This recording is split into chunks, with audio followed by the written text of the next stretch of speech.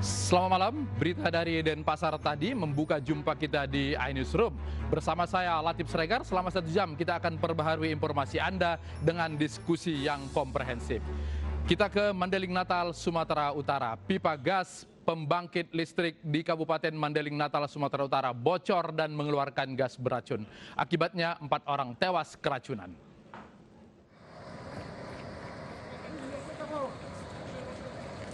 Bangor, Julu, Kecamatan Puncak Sorik, Marapi. Penyebab pasti kebocoran gas milik perusahaan panas bumi ini belum diketahui secara pasti. Dari informasi yang dihimpun, korban berada di persawahan yang hanya berjarak 100 meter dari pipa gas yang bocor.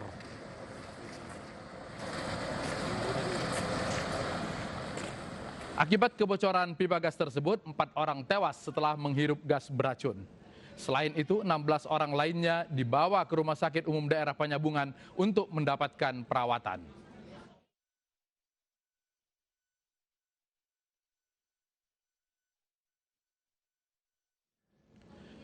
Sementara di Surabaya, Jawa Timur, polisi menggelar olah lokasi perkara ledakan dan kebakaran dekat SPBU.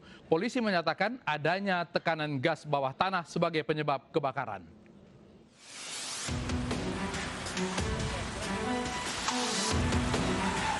Olah TKP ledakan di SPBU Jalan Margomulyo, Surabaya ini dilaksanakan polisi, tim dari Pertamina, dan perusahaan gas negara. Tim gabungan memeriksa 4 titik saluran pembuangan yang berada di lokasi SPBU yang meledak dan terbakar. Hasil sementara polisi menemukan adanya tekanan gas dari bawah tanah. Sudah kita lakukan pengambilan sampel, pengambilan sampel, kemudian kita akan turunkan tim lab dari laboratorium forensik Polda Jatim untuk mengetahui apa sih penyebabnya dari terjadinya ledakan-ledakan itu, letusan-letusan ya. Sebelumnya ledakan yang disertai kobaran api membuat warga dan karyawan SPBU panik. Total terjadi 4 ledakan di sekitar lokasi SPBU. Kobaran api berasal dari selokan yang berada di dekat SPBU. Belasan mobil pemadam kebakaran Pemkot Surabaya dikerahkan untuk memadamkan api, termasuk alat berat untuk membongkar selokan tempat kobaran api muncul. Petugas dari perusahaan gas negara juga diturunkan untuk mencari penyebab ledakan dan kebakaran. Dari Surabaya, Jawa Timur, Tim Liputan iNews melaporkan. Seorang selegram perempuan ditangkap petugas Satuan Reserse Narkoba Polresta Denpasar, Bali karena menggunakan narkoba jenis baru. Selegram dan YouTuber bernama Silva Angel ini digelandang petugas Satres Narkoba Polresta Denpasar bersama 3 rekannya. Selegram dengan pengikut lebih dari 1 juta ini ditangkap atas kepemilikan narkoba jenis baru, fluorofori, sebanyak 4 butir dan 3 pecahan. Polisi hingga kini masih menyelidiki terkait narkoba jenis baru tersebut. Para pelaku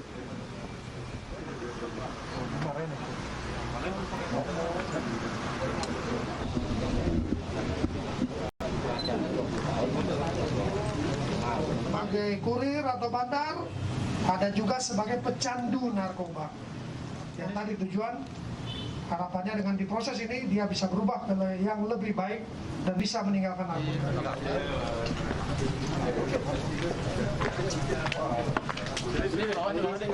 Bagaimana penanganan terhadap selegram yang menggunakan narkoba tersebut? Saya sudah bersama dengan kontributor Denpasar, Bali, Muhyiddin. Muhyiddin, selamat malam. Selamat malam, Latif Siregar. Setelah 24 jam ditahan, dinyatakan sebagai pengguna narkoba. Apa kemudian penjelasan dari kepolisian tentang kasus ini? Baik, Latif Siregar dan seluruh pemirsa, dari Polresta Denpasar bahwa Satres Narkoba Polresta Denpasar berhasil menangkap selebgram yang bernama Silva Angel, di mana yang bersangkutan adalah selebgram yang sudah sejak tanggal 20 Oktober tahun 2020 berada di Bali.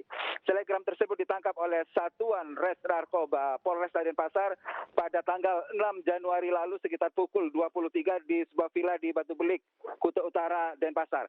Ketika ditangkap, selebgram tersebut bersama 4 temannya sedang pesta sabu jenis baru yang mana narkoba jenis baru yang mana narkoba tersebut tidak pernah ada dan satu-satunya di Bali yang pertama kali masuk ke Bali. Latif Siregar, bahwa ketika ditangkap Satres Narkoba tidak menemukan barang pada waktu dipegang. Namun setelah mengadakan penggeledahan, barang yang berupa fluorfori yang merupakan narkoba jenis baru itu ditemukan di kamar tersangka yang berjumlah 4 butir dan 3 pecahan butir seberat 1,90 gram. Begitu. Siregar. Kalau mereka sudah berada di Bali sejak Oktober, lalu kemudian baru ditangkap pada 6 Januari. Apakah rentang Oktober sampai Januari itu polisi terus memantau keberadaan mereka di Bali? Benar, Latif Siregar. Satres Narkoba Polresta Denpasar menerima laporan kalau selebgram tersebut menjadi atau mengkonsumsi narkoba. Jadi selama rentan waktu mulai dari bulan Oktober sampai Januari, Satuan Res Narkoba Denpasar mengadakan pengintaian terhadap tersangka dengan teman-temannya. Setelah berhasil mendapatkan bukti yang valid, maka jajaran Satres Narkoba menangkap tersangka yang mana ketika tersangka ditangkap oleh Satuan Res Narkoba Polresta Denpasar mengaku bahwa yang bersangkutan menggunakan narkoba jenis fluorfori tersebut sejak 3 bulan terakhir ini. Begitu, Latif Siregar. Oke, kalau yang digunakan adalah narkoba jenis baru, biasanya hukum kita tidak bisa menjerat. Apakah Anda bisa mengkonfirmasi kira-kira hukuman yang akan mereka terima? Apakah tahanan penjara atau akan ada rehabilitasi?